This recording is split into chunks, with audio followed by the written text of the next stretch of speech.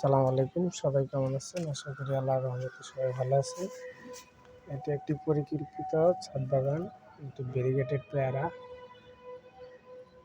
Seedless লেবু আছে এখানে। এই যে ড্রাম সেট আপ, লাউ গাছের মধ্যে দেখেন লাউ চলে আসছে। একটা বড়ই গাছ, বড়ইতে মুকুল চলে আসছে, খুবই গোছালো ভিয়েতনামি 12 মাসি মালটার গাছ। এখানে দেখেন থাই পেন্সিল চপেটা, এটি 12 মাস ধরে। ফুলের গাছ আছে, খুবই সুন্দর গোছালো একটি ছাদ। এটি একটি মালটার জাত, ইয়েলো মালটা 2। খুবই গোছালো একটি ছাদ বাগান।